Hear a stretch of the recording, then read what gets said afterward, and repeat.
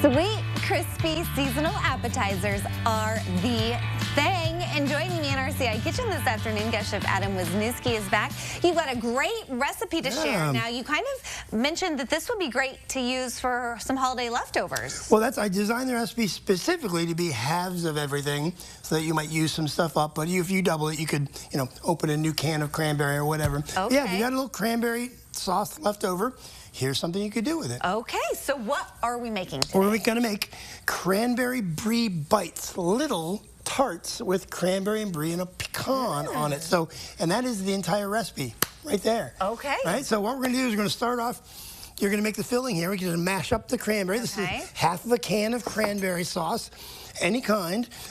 Or you could just straight up use a jam if you have some seasonal jam that you like. So the flavors are endless. Yeah, whatever you want to do. Yeah, we're in use it up mode, so whatever's in the fridge is the correct ingredient. So but you're going to put cranberry and brie go so great together. And cranberry is very seasonal, and I know there's a half can in a lot of people's fridge right now. So put in half a cup. Not at my in-laws' house, Adam. No, all right. No, so half a cup of sugar goes in there, and then 2 capfuls of lemon. Yep. Oh, dang. Because we're going to make it into a jam, essentially, a jelly. All right. So, and then 2 capfuls of lemon juice. Okay.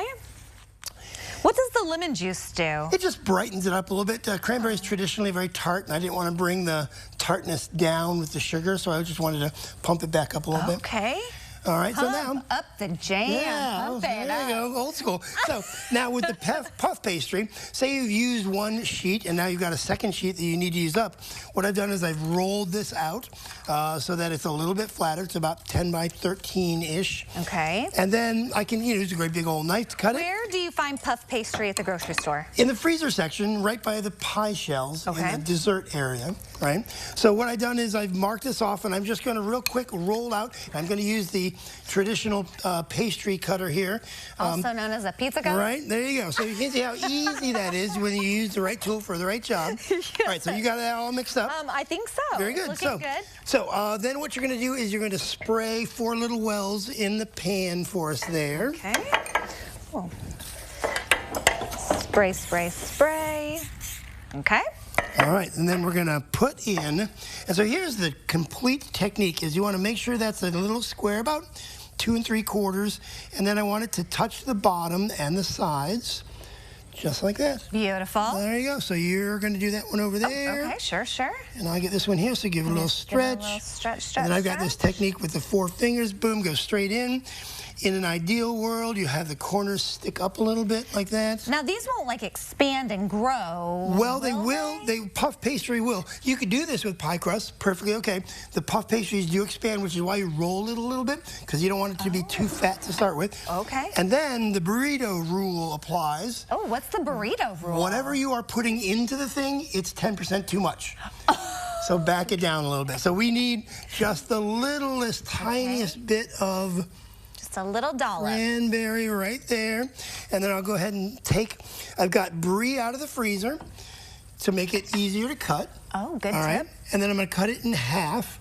And this is just a half wheel. And I cut off 1 strip, so I've got 4 little pieces there. Okay, do you take that white part off? No, the rind is perfectly edible and part of the traditional. So, so I'm just going to pop a little bit of cranberry into each of these.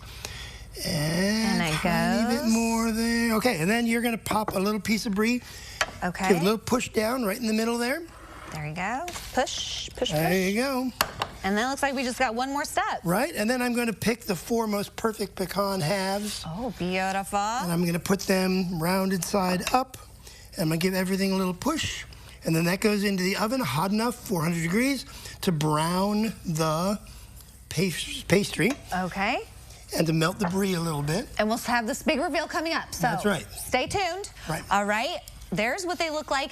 Also, if you maybe want to use a different kind of jam, but if you want a copy of Adam's recipe and you want to connect with him and see what he's up to there with his breakfast, life, and dinner, we will connect you at CILiving.tv after today's show.